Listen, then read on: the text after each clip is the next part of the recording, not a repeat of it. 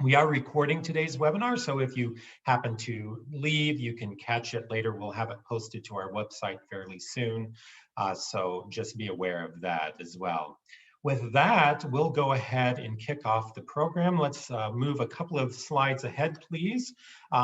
We just passed through our contact information. No worries about that. We have that at the end of the webinar as well. And the contact information is all over the grant guidelines and on our website. So if you do need to get in touch with us, you see it here, but there are many other ways to find our contact information.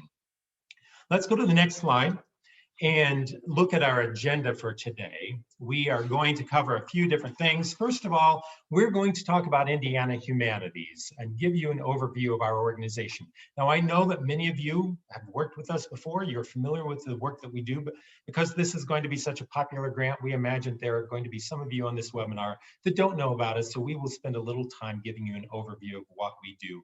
We're going to give you a high-level overview of the ARP grants, and then we're going to dig deeply into two grants that we're offering. So we are offering two ARP grants. One of them is for an operating support. I will cover that. And then Megan is going to talk to us about a special grant that we have for programming and capacity building. At the end, after we work through that, we're going to talk to you about how you apply, and we're going to go over the timeline. And then again, we're going to leave some time at the end to answer any questions that we didn't get to in the course of the conversation. Does that sound good? I hope so. The interesting thing is, with this webinar, we don't get to interact with you directly. So we'll try to keep up with you in the Q&A session. So please put any questions in there and try to make this a little more interactive. So let's go to the next slide and talk about Indiana Humanities and the work that we do across the state. Indiana Humanities is a statewide nonprofit. We are a nonprofit organization located here in Indianapolis, but we serve the entire state of Indiana. Our goal is to engage Hoosiers in the humanities, to make sure that Hoosiers enjoy and benefit from the humanities. Our mission is to connect people, to open minds, and to enrich lives by creating and facilitating programs that encourage Hoosiers to think, to read, and to talk. And that last part really is the core of our mission, to encourage Hoosiers to think, to read, and to talk by using the humanities. We've been around a while. We've been here almost 50 years. We celebrate our 50th anniversary in 2022. We're a partner with the National Endowment for the Humanities. Now, I mentioned that we are a nonprofit organization, but we do each year receive a federal grant from the National Endowment for the Humanities. That's a federal agency. Its goal is to promote the humanities across the U.S. So the NEH works with 56 state and territorial councils. There's one in all 50 states and in 6 territories. We all each year get an allotment of federal funding from the National Endowment for the Humanities. We use the money to carry out our own programs. We use the money to fund most of our grants, including these ARP grants. So that's important to know that we do partner closely with the federal agency. Our grant dollars, for the most part, are funded with federal dollars. So there are sometimes some strings attached. And again, these ARP funds do come to us from the federal government through the NEH. We'll cover that in a minute. But know that these are federal funds as part of the American Rescue Plan Act.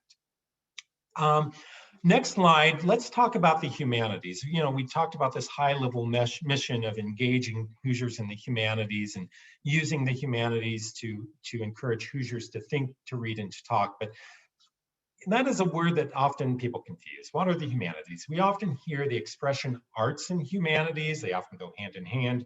A lot of people understand what the arts are, but when it comes to the humanities, sometimes it's a little perplexing. There's a lot of uncertainty, a lot of gray areas. So our goal today is to help you understand what we mean by the humanities, because the humanities will be at the core of the ARP grants. The grants are intended to fund humanities activities. So when we say the humanities, we're talking about subject areas like literature, the study of languages. History is a big humanities area. It's one that we support a lot. Also archaeology, philosophy, comparative religion, ethics, jurisprudence, which is the study of the history of law. Now, we don't fund the arts, and I wanted to spend a little time on this.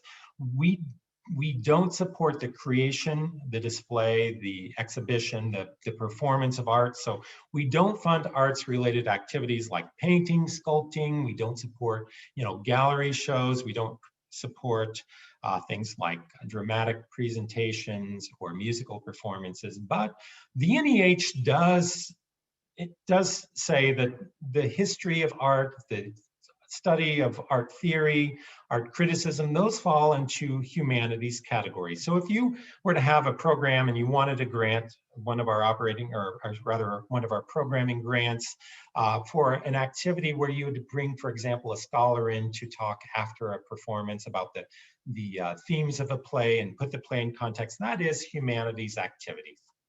Another area of clarification is we don't support social sciences. We don't support the political sciences.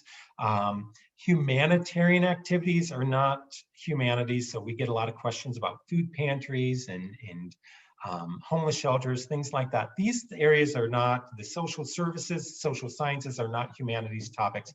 But sometimes we can use humanities methods to understand these topics. So for example, an example I often give is immigration.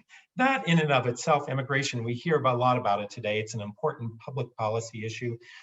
That in itself is not a humanities topic, but if you use what we call humanistic methods to understand immigration, if your local historical society wants to, for example, do an exhibit on immigration in your community, we can support that. If your library wants to find a novel that deals with themes around immigration and you want to do reading and discussion programs, that's the way that you can use the humanities to understand social science issues and things like that. So I will say this, if you ever have any questions about what are the humanities, give us a call, let us know. We'll be glad to talk with you. We realize there's a lot of uncertainty, there's a lot of gray area, and we're always here to help you understand that. But it is important that you get a grasp of that because, as I say, all of our grants have to go towards humanities activities.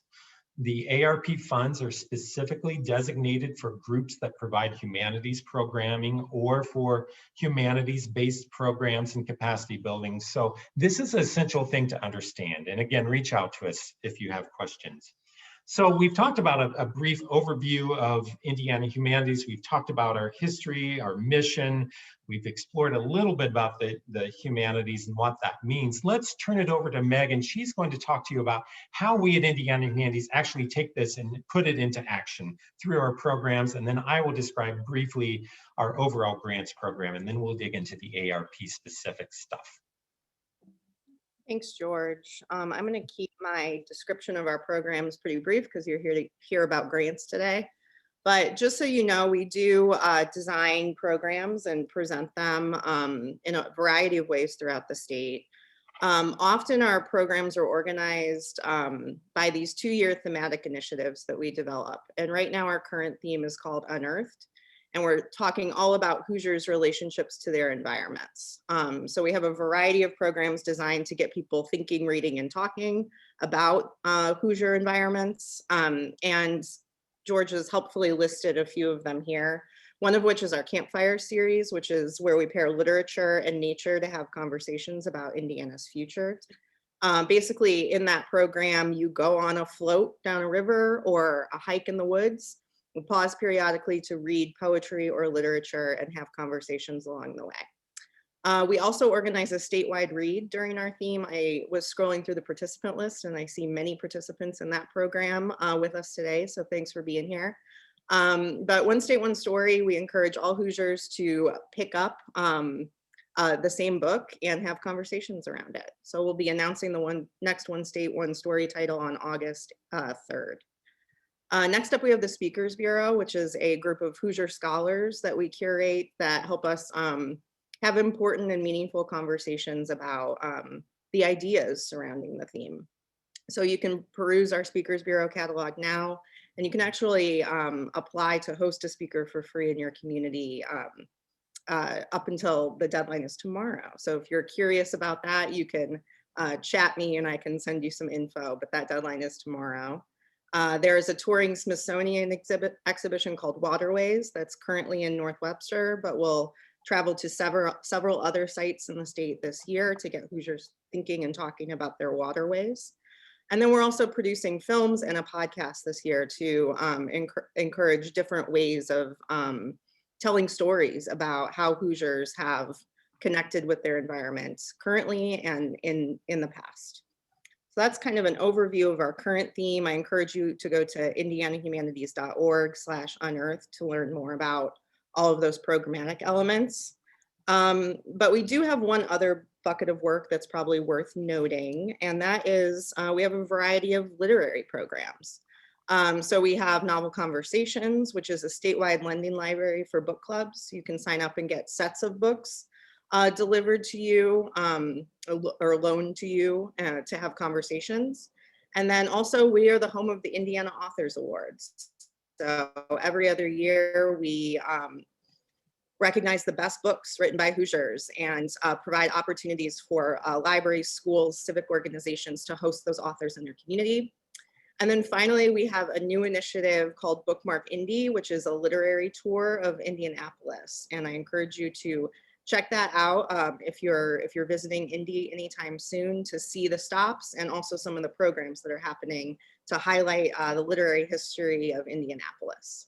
So that is a very, very fast overview of our programs, but just so you get a sense of other ways that we work in the state, that's kind of an overview, and please feel free to chat me if you have any questions. Thank you, Megan, I appreciate. So that our programming is one way that Indiana Humanities engages folks in the humanities across the state. Some wonderful programs. The other key way that we support humanities in Indiana is by offering grants. We do have a regular grants program, ongoing grants throughout the year. I've listed this year 5 different grants that we're offering. These are all for humanities programs. They're not general operating support. We typically don't offer operating support. All of our funding goes towards programming. And these 5 different grants have different focuses. I'm not going to spend a lot of time on them today because that's not the purpose of this webinar, but be aware that if you're seeking funding for humanities programs, you should take a look at these 5 grants that we offer at various times throughout the year. And you can always learn more at our website. I've got the address listed there. We have pretty in-depth grant guidelines. You can always reach out to me. We do have a webinar posted about our general grants. We typically announce grants for the coming year in the late fall, so probably around November, we will announce our 2022 grant offerings. So just be aware that grants are a significant part of the work that we do here. Of course, from time to time, in addition to our ongoing grants, we will get some special funding for different types of grants that are just pop-up. And we're, of course, here today to talk about 2 of those grants, the ARP grant. So if we can go to the next slide. We're going to get into the heart of what we're here to talk about, the American Rescue Plan grants that we're offering this year. The American Rescue Plan grants are made possible by the American Rescue Plan Act of 2021, which Congress passed earlier this spring. President Biden signed it into law. I think it was in May. As I mentioned earlier, I believe, this is a massive grant, or a massive recovery plan. The ARPA gives funds to a number of different organizations. The National Endowment for the Humanities, our sort of parent organization, so to speak, our partner, I should say, in Washington, received $135 million in ARPA funding. They're keeping some of it themselves to make direct grants and to do their own programming, but they did take $51 million of the funds, and they're distributing it to the 56 state and territorial councils. So here in Indiana, we're going to have more than $900,000 to award in ARP funding. As we've indicated, we have taken that money and we are offering 2 types of grants. One is going to be for general operating support. Typically, we do not offer operating support with our grants, but in this special case, for relief and recovery from the pandemic, we are offering operating support to humanities organizations. And then we're taking part of the funds and we've created a second grant that we're going to to award some money for programming and capacity building. So now if we go to the next slide, we're going to dig into these two different grants, the operating support grants, the programming and capacity building grants, and talk to you a little more in depth about what those grants look like, who's eligible, what some of the stipulations are. And again, after Megan and I go through these two different types of grants, at the end, we're going to talk about the application process. So I'm going to start now and talk about the ARP operating support grants. I will begin by again reiterating that this is for general operating support. And in terms of who's eligible, these funds have to go to organizations that are, number one, tax exempt. So if you're a for-profit organization or you're an individual, you're not eligible to receive an operating grant. You have to be based in Indiana and you have to be a tax exempt organization. And the key about this grant is that it has to go to organizations that provide humanities programs to the public. And the humanities have to be at the core of what the organization does. Now, there are a number of organizations that are doing humanities programming. Some of it is, one-off programming. We give some of our regular operating grants to organizations that are not at their essence a humanities organization, but they want to say, they say, for example, oh, we're more of an arts group, but we're doing this, we're bringing this speaker in to talk about a history subject, or, we're a school, which is not in itself a humanities organization, but we want to bring an author into the students. So, we will fund regular programs that to organizations that are not necessarily humanities organizations, but for the operating support, because it is for basic operations, you have to be a humanities organization. So this typically looks like historical societies or heritage groups, museums that are focused on humanities subjects. Now, something like a science museum would not be eligible, but if you're like a history museum, or if you focus on some other humanities subject as the focus of what you present to the public and offer to the public, you'd be eligible.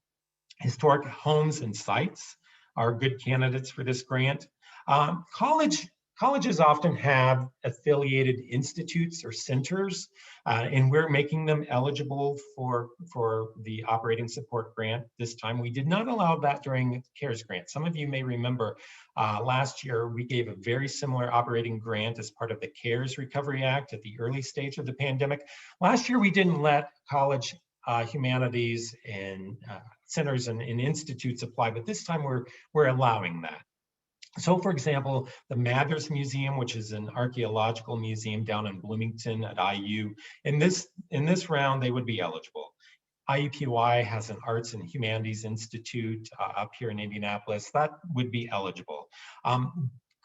General colleges, college departments and academic units will not be eligible, I should clarify, but the centers and the institutes will be in the ARP operating support grants. And then other nonprofits that focus on developing and implementing humanities programming would be eligible for the ARP operating support grant. Now on the next slide, who's not eligible? You're not going to be eligible if you're a general arts group. So if you're a civic theater or you're an art gallery and your core mission is providing arts programming, you're not going to be eligible for the humanities support grant. Religious organizations are not eligible. Social service agencies aren't eligible. Last time when we gave out CARES grants, we got a lot of questions from, again, homeless shelters, food banks, things like that. Terrifically important work, but humanities is not the same as humanitarian. Now, this next bullet, I want to clarify a bit because this is different than the CARES grants. We are not giving ARP support grants to government entities, including public libraries. Now, last time with CARES grants, we did make public libraries eligible for support for operating grants. This time, we're not allowing that for a couple of different reasons. First of all, local governments typically fund public libraries, and they've received a lot of ARPA funding as well. The local governments are not hurting as badly as we thought that they would be. So we don't see the urgency with public funding for libraries, at least yet. Another reason that we're not giving operating support to libraries is the fact that the Indiana State Library is making $3 million available specifically to public and academic libraries. They just announced their grants today. They're opened up today. I think you can apply for grants until August 8th or 9th. You'll want to check out their guidelines. But go to the state library's website and you'll see that if you're a public library, you'll have ample opportunity to apply for funds. Not for operating support, but a lot for technology, a lot for capital expenditures and things like that. So there are a lot of resources for you as public libraries. So that's a change this time between the CARES grants and the ARP operating support grants. We don't give funding to schools or to colleges and universities with the exception of the humanities centers and institutes. And again, we don't give funding to for-profit organizations or individuals. If you have questions about eligibility, again, please reach out to us. We'll be glad to talk to you and give you some guidance whether we feel like you would be eligible for an operating support grant or not.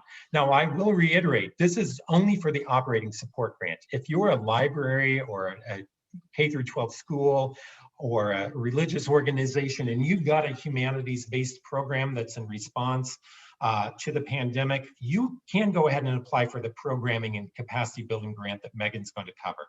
This is only right now, we're talking about the general operating support. But again, let me know if you have questions. George, I'm going to interrupt you really quickly. Please do. We have two questions that are kind of similar in organizations that are humanities organizations, but they are part of a larger nonprofit. Would they be eligible?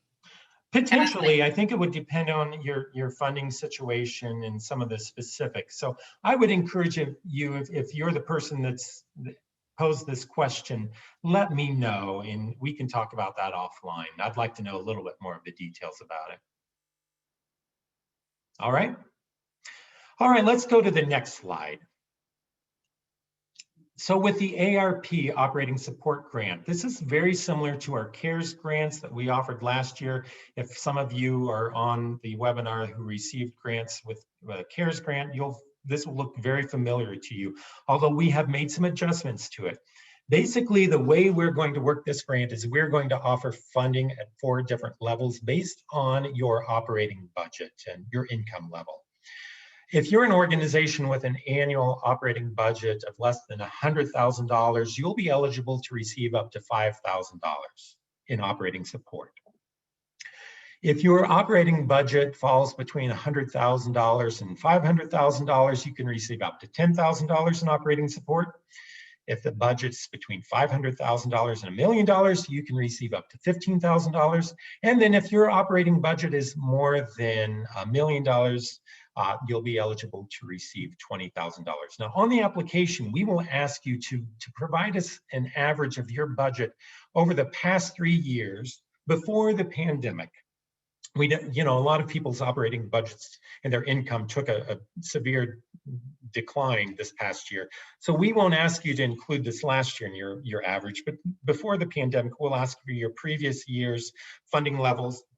We'll use the average of that to sort of determine where you fall in this spectrum, and that will determine how much money you're eligible to receive. I will say this too, that these funding levels are simply guidelines. And we may fund up to the amount, but we will also use our discretion. For example, with the CARES grants last year, there were a couple of small organizations that fell into that first category with operating budgets under $100,000. They were super small, and we, in some cases, awarded only $1,000 or $2,000. So know that we may not give you the full amount in your level. If you're a large organization, with a budget of over $1 million, and your need is perhaps not as great, and our funds are, stretched thin, we may offer you $15,000, even though theoretically you're in the $20,000 level. So know that we will use our discretion on these levels, but that's a general guideline that we're targeting. Next slide. So what can these operating support funds be used for? If you get a grant, these are generally used for your operations, right? Things like payroll, helping you pay rent, mortgage payments, helping you pay your utilities and other bills like insurance. You can use them for your office supplies. You can use them also if you're still providing like personal protective equipment, PPE materials, cleaners, masks, things like that. You can use them as well for that. You can use the funds for technology to help you, provide programs virtually. I know a lot of you have already made that conversion. I'm not sure, some of you may have Zoom fees and things like that, technology fees. You can use these operating dollars for that. And then any other costs associated with day-to-day operations of the organizations. What you can't use the dollars for is for your programming expenses to put on, again, if you're a humanities organization and you want to do an exhibit or bring in an author or do some sort of public program, these funds are not to fund the actual programming, the activities and the events. It's for your general operating support. Questions about that? Is there any questions in the chat? There's one question about if a library is also a nonprofit organization, would they be eligible for the operating grant? I don't believe that you would. I mean, assuming that you're getting public support from your local tax dollars, I don't think we would allow you to be eligible. And a lot of libraries have friends groups, and I know last time with CARES groups, some of their CARES grants, rather, some of their friends groups applied. We would not allow that. Now, somebody reached out to us and we made an exception. There is a library in Indiana that does not receive any sort of public funding at all. That really surprised me. So in that case, they reached out to us and said, we're not a government supported agency. We don't get any local dollars, any state dollars for our library. In that case, we said, yeah, go ahead and apply.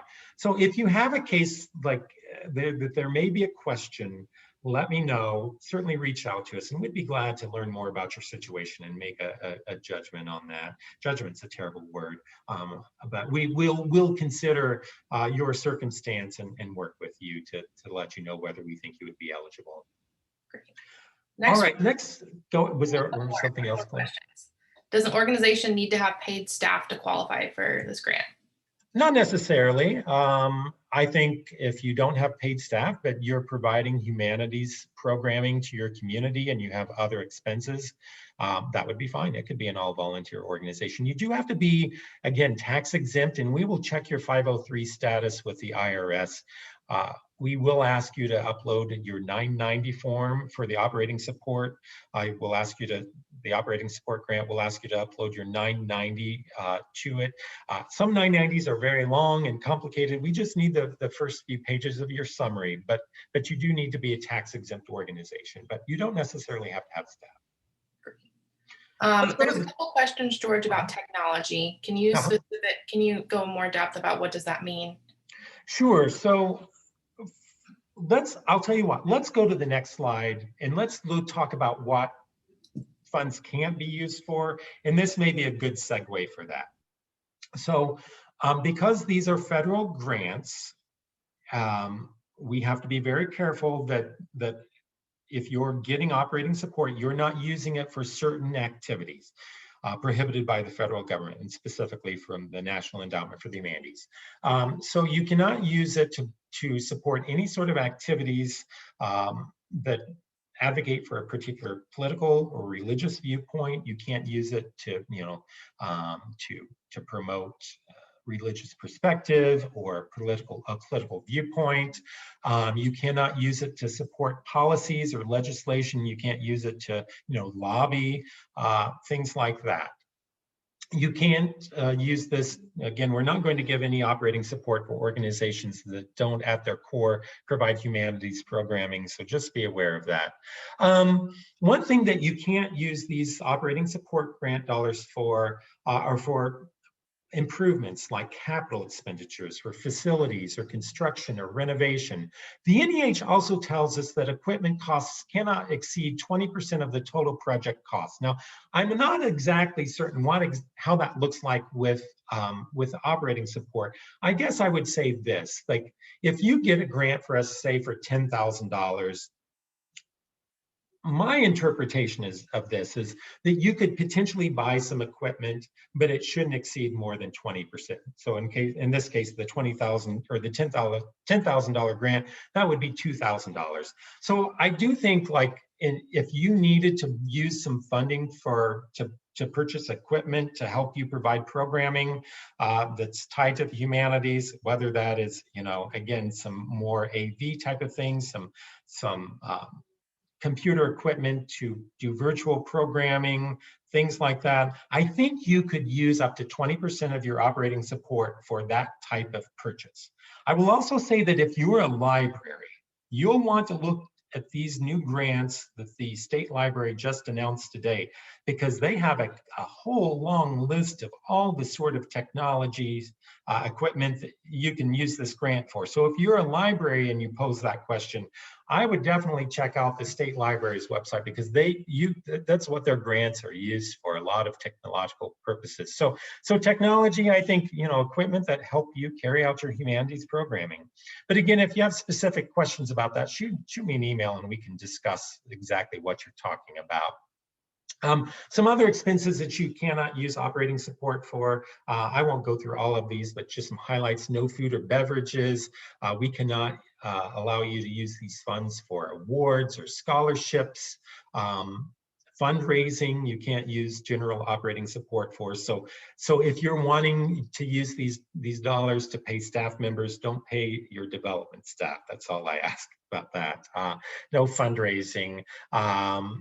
Collections, acquisitions. If you're a historical society and you get an operating grant, you cannot use the dollars to buy archival purchases. Like if there's a document that you want to buy, none of that. So also the last line in here, no pre-award costs prior to March 15th. You can't retroactively use operating support, or even if you get a programming grant from us for ARP to support activities that took place prior to March 15th.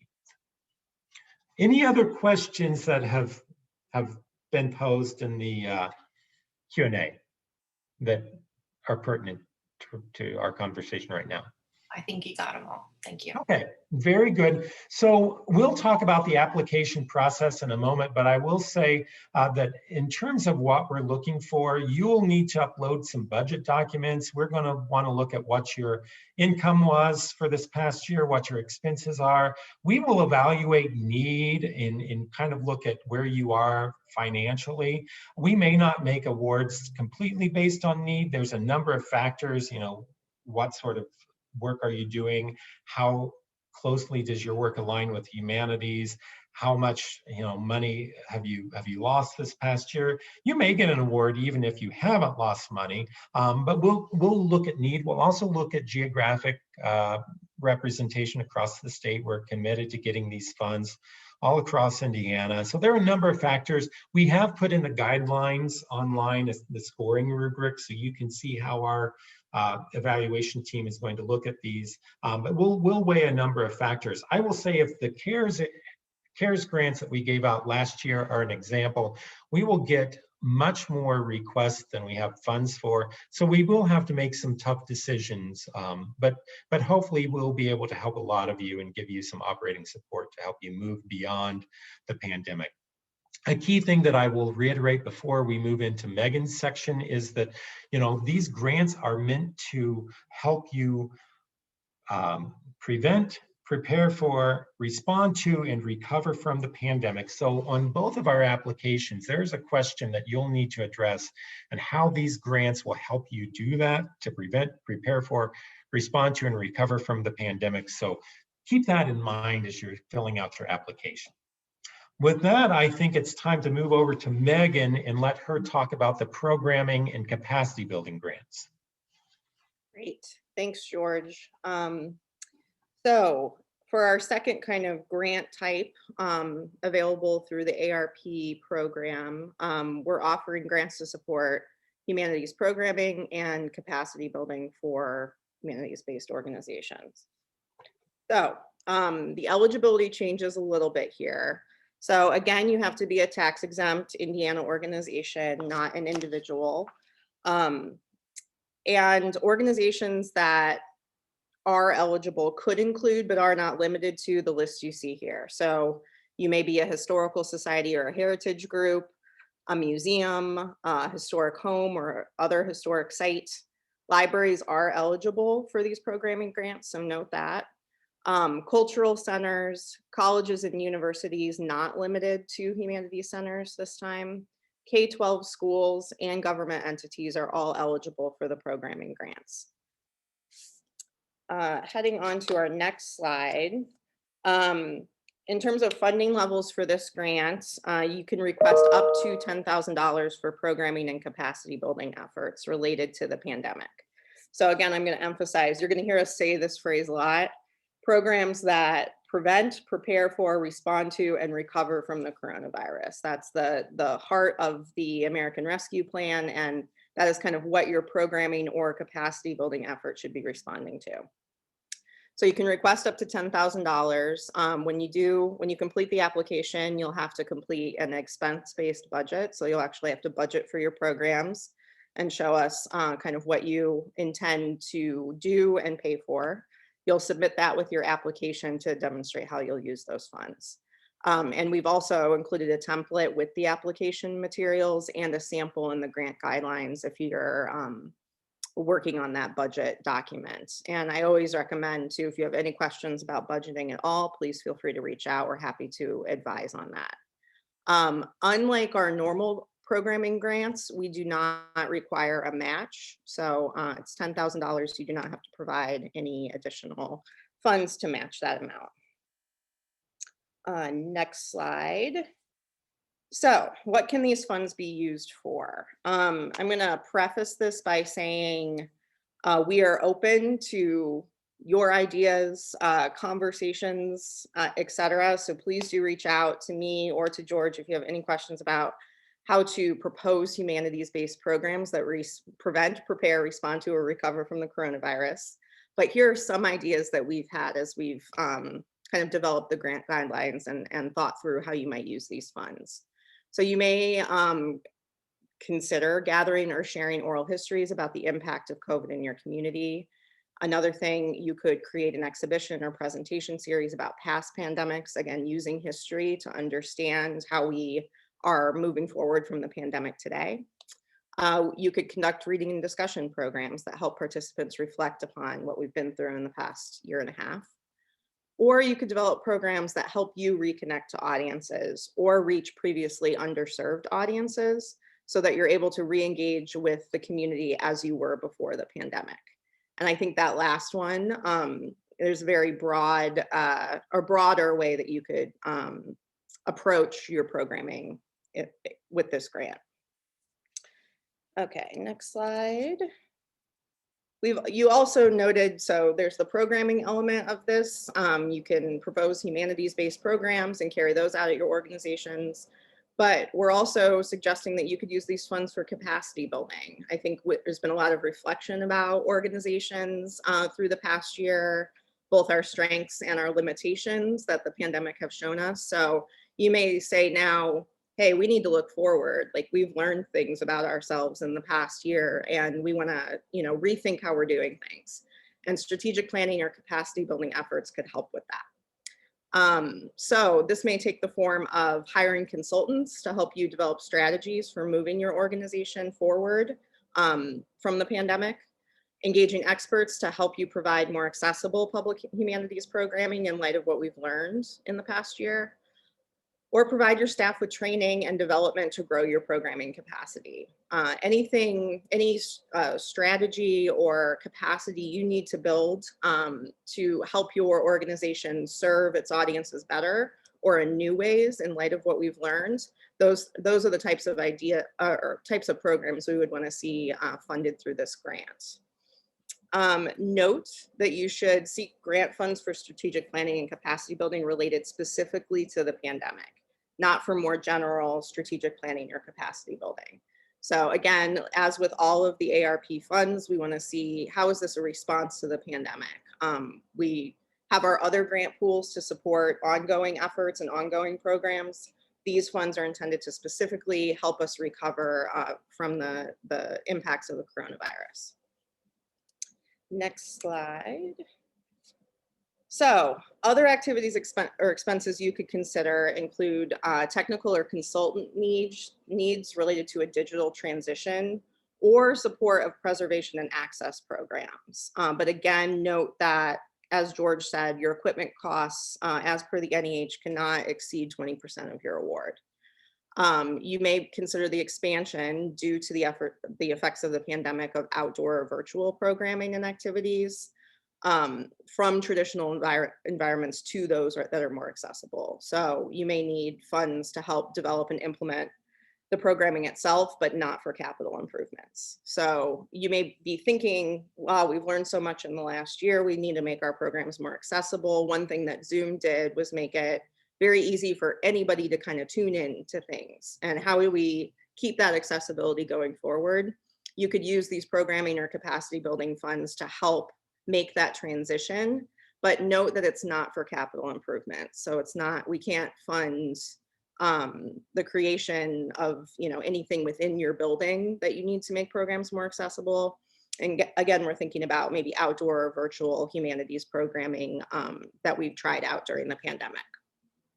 And then finally, you could also consider equity assessments and planning related to the coronavirus and the economic crisis. Anything that you're thinking about in terms of, broadening or better serving your audiences, we could see these capacity building funds being used for equity assessments and planning on that front. And then finally, I will note one more time, we are open to your creative ideas as long as you can tie them to the goals of Congress's ARP funding, which again, I'll reiterate it, prevent, prepare for, respond to, and recover from the coronavirus.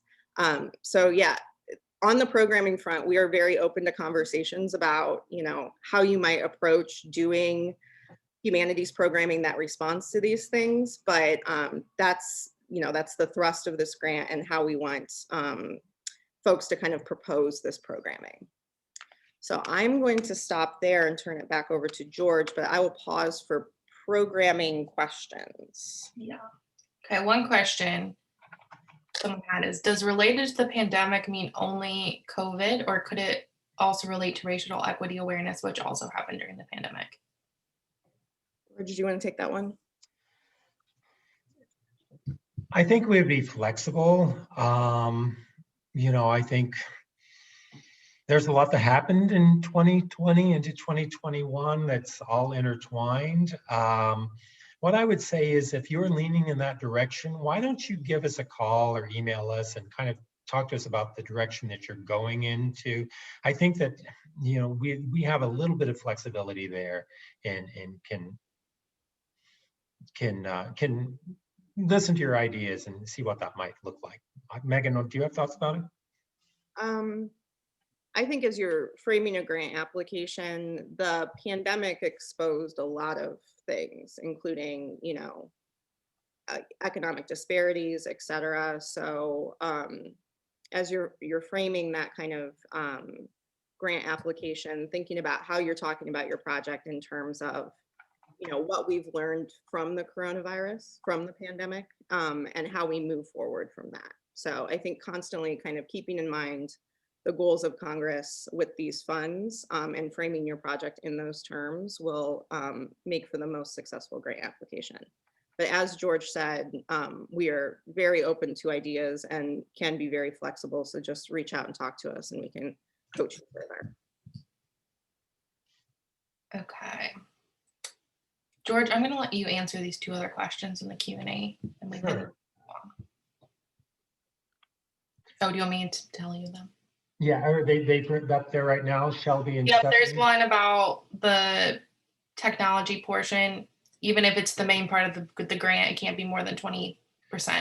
I don't believe so, no. I don't think like you could, if you got an operating support grant for $5,000, I believe, I can check with our counterparts at the National Endowment for the Humanities, but I don't believe, based on what they've told us, that more than 20% should go to that equipment. Mm-hmm. Okay, there's actually 3 questions. Can they include both a capacity building component and a program component in their application for the grant? Yeah, I think so. Okay, great. And then there's a question about, can they use this grant for like training on an equipment for staff people as as capacity building? I would say if that technology, that equipment is somehow related to like programming that's responsive to the pandemic, like if you need to do Zoom trainings or other digital tool trainings. George, do you have thoughts on that one? Yeah, I think along the lines of you, if it is training the staff to use equipment that's going to help you provide more accessible programming as a result of the pandemic, great. If it's just general training your staff to use equipment and that you would use in the normal course of your work, like, I don't know, if you're at a library and you've got, online cataloging system and you need to train them how to work that, and it's not related to, pandemic related work, I don't think that would probably pass. All right. I think that's all of my one more I'm going to answer, but we're good.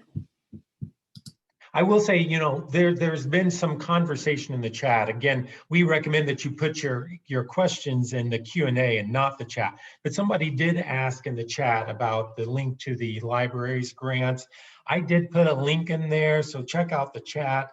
They said that they were going to post them this morning. I don't know exactly what time this morning, so if they're not up there yet, they should be very soon.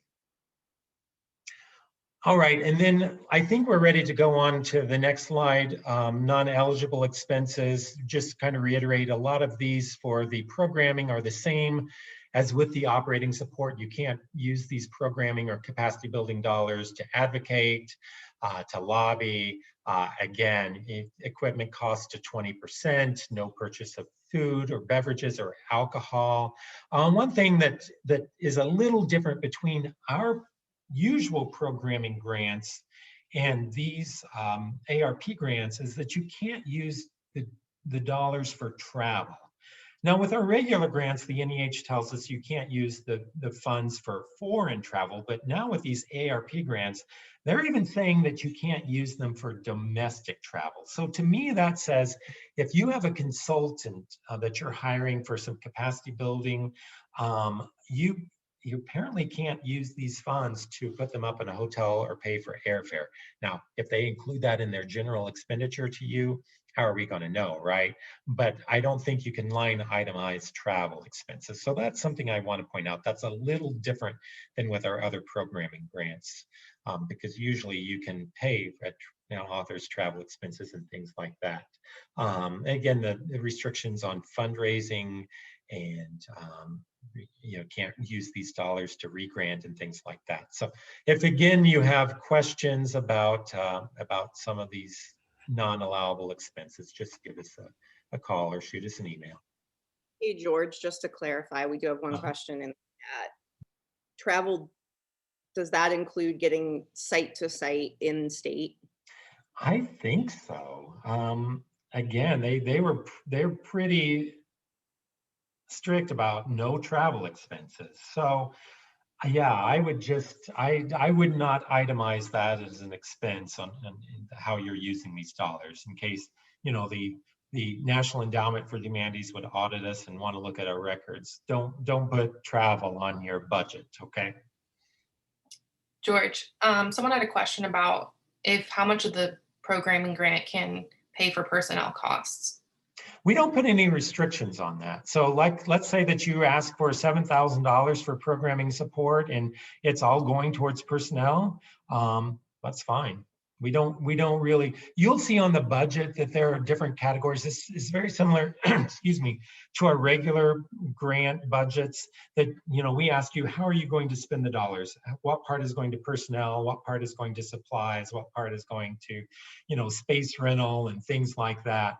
We don't put any restrictions on how you spend the dollars, but we do kind of want to know by category where you're applying those funds. And again, the guidelines have a sample budget. It's not a really good sample budget. I will say it's not really realistic, but it kind of gives you at least an example of how we kind of like things noted and documented, and it shows you how, like if you're spending money on personnel, give us an idea rather than just say we're spending $7,000 on library staff. Okay, like for what purposes, like which roles, how many hours times their hourly rate and things like that. So the more specificity you can provide in your budget, the better. And look at the sample and that gives you an idea. And I'm always glad to give you some coaching if you need some help with that.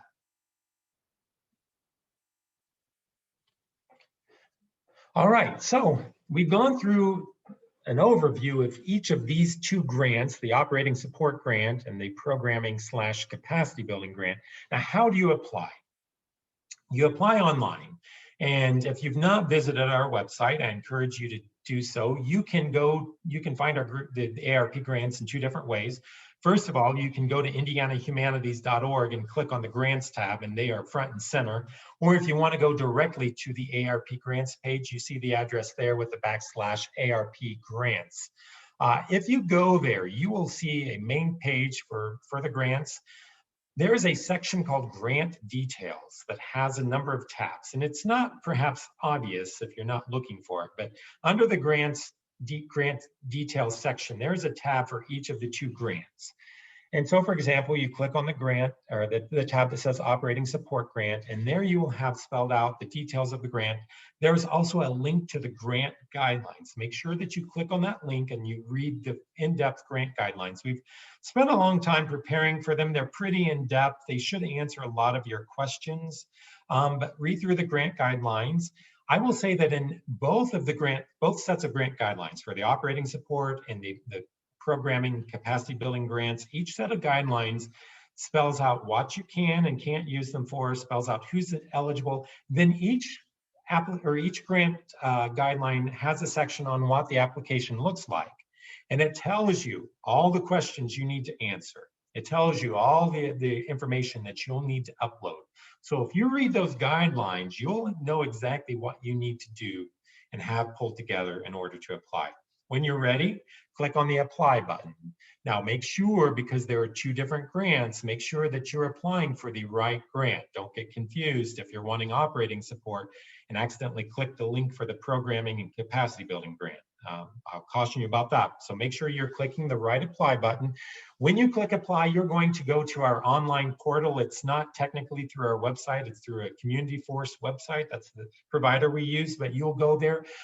You'll need to create an account. If you've not already created an account, I know many of you have applied for grants before, so if you have, you'll just need to remember your login and your password. If you forget that, let me know and we can reset it for you. And then you just go through the system and answer their different sections for each grant where you've got to provide information about your organization. You'll need to include your federal ID number or your EIN. We don't make you provide a DUNS number when you apply. But if you do get a grant from us, you will need to apply for and receive a DUNS number, and we will provide you information about that. If you already have one, and I know many of you do, just go ahead and put the DUNS number in your application. Again, you're going to have to answer the narrative questions. You're going to have to upload different documents based on the two different grants. The guidelines will walk you through that.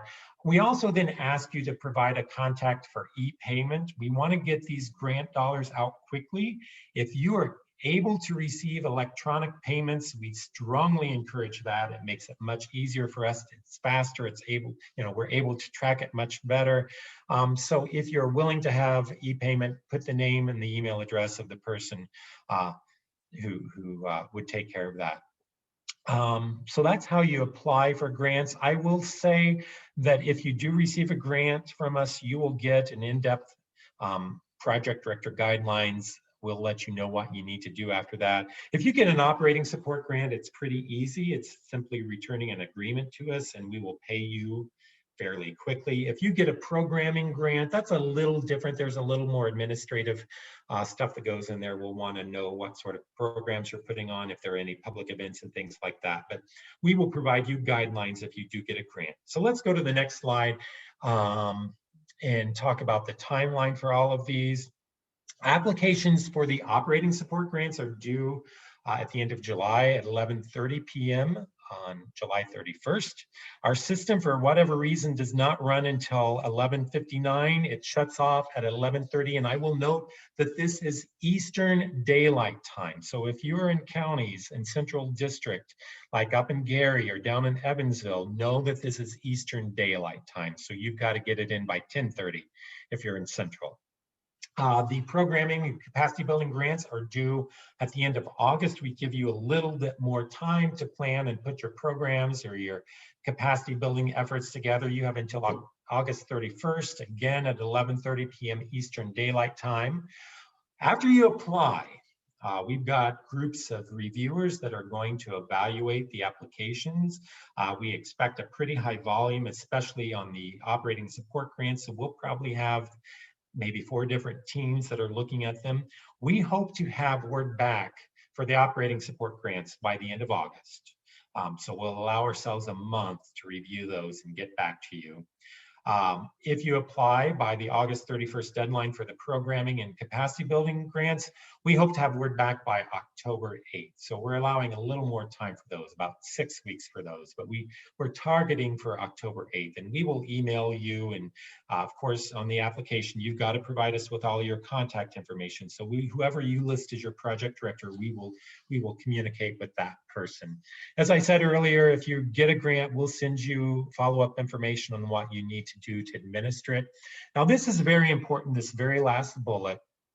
If you get a grant from us, if it's an operating support grant, I'm assuming that you're just going to start using it immediately for your general operating support.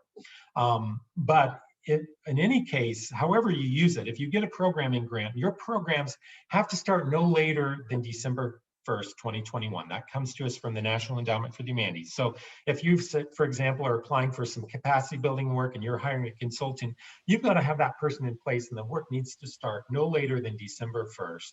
And this is also important that all of your activities have to wrap up by November 30th, 2022. So basically, that gives you about a year's time frame to carry out the programming and the capacity building. Again, for your operating support, I assume you're just going to kind of use that right away and be done with it. But especially for your programming, capacity building work, you've got to wrap that up by November 30th, 2022. We will ask you to do a final report to us for both grants.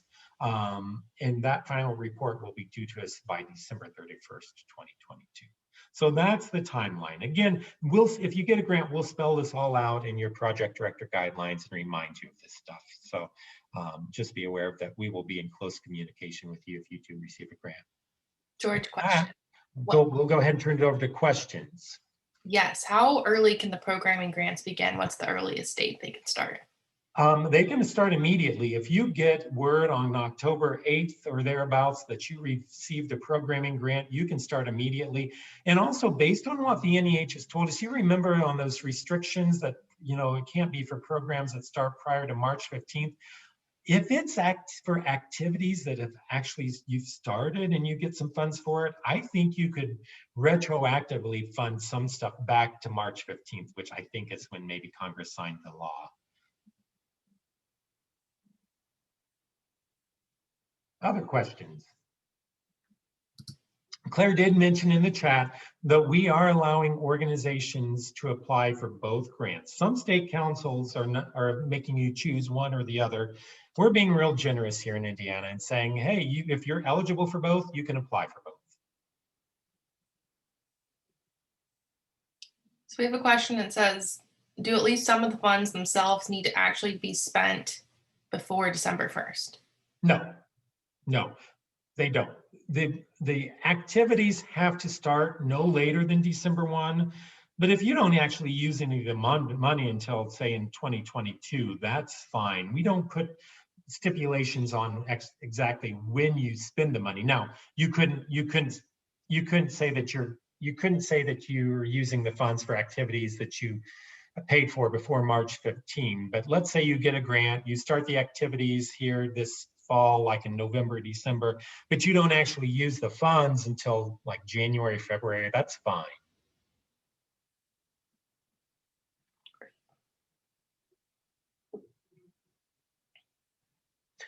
Susan, I see in the chat, I wonder if these are pass-through grants.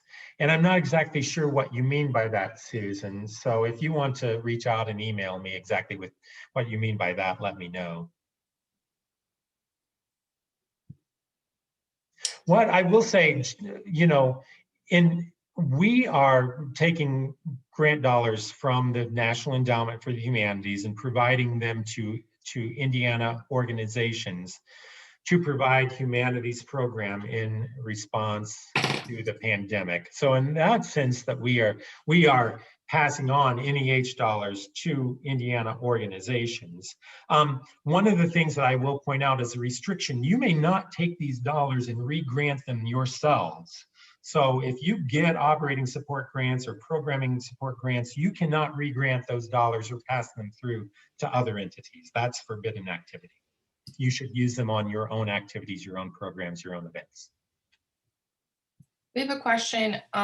If an organization applies for both grants, will they be limited to a dollar amount total that they can receive? Well, I will say this, if you receive both grants, we will say you receive, say, $10,000 in operating support that you can use for operation. You use that $10,000 on your general operating support. If you receive, a programming grant of $6,000, you have presented to us a budget that said this is how we're going to spend those dollars. We're going to hold you to spending those dollars to what you said you were going to use them for. So, if you get a $10,000 general operating support, great, use it for your general operations. If you get a $6,000 for the programming support, you use it for your programming as you outlined it to us. Now, if you have some changes, if you need to shift your budget, if things, you find out that maybe your consultant's not going to cost as much and you want to shift some funds, you can email us and let us know and we'll probably approve that. But generally speaking, we want you to spend your programming dollars the way you said. So if you get $10,000 in one pool and $6,000 in another pool, we don't want you to mix them and not use them for the purposes that they were intended for. I don't know if that answers your question, but.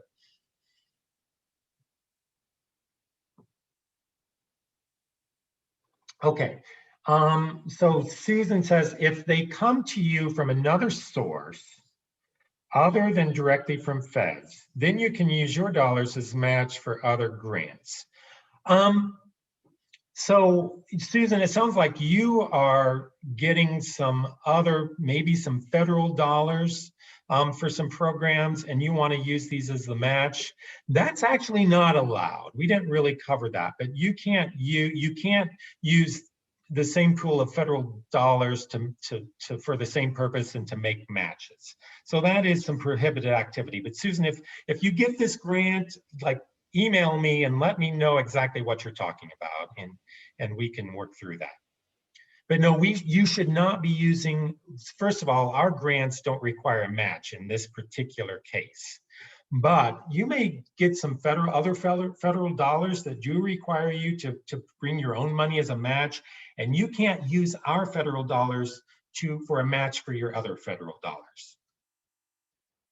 So Susan, you may want to talk to me, email me if this pertains to you, if you get a grant from us, and we want to make sure that you're keeping those separate. All right, any other questions? If not, we are grateful that you joined us. Megan, any last comments from you? No, I echo you, George. And then always, if you want to talk through programming ideas with me or operating support thoughts with George, we are open to a conversation. Is there another slide here about the office hours, George?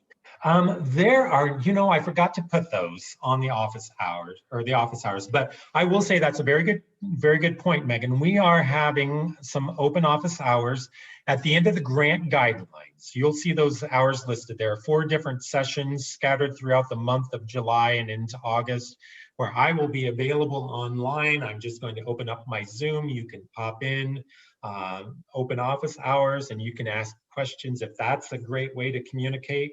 If it's not, go ahead and email us. We will be glad, and if a phone call is better, just shoot us an email and say, hey, I've got an issue that's probably easier for me to talk to you over the phone. Can you give me a call and let us know a good time to talk to you? And we'll be glad to consult over the phone as well. If there are no other questions, again, thank you so much for joining us. We're excited about this opportunity to provide funds to humanities organizations and organizations providing humanities program to help you recover and respond to the pandemic. We are here to answer questions and guide you through this process. We truly are committed to getting these funds out to help you and help your communities across the state. So just keep in touch and don't forget to refer to the guidelines and keep the timeline in mind, and do good work, and we'll be glad to support it.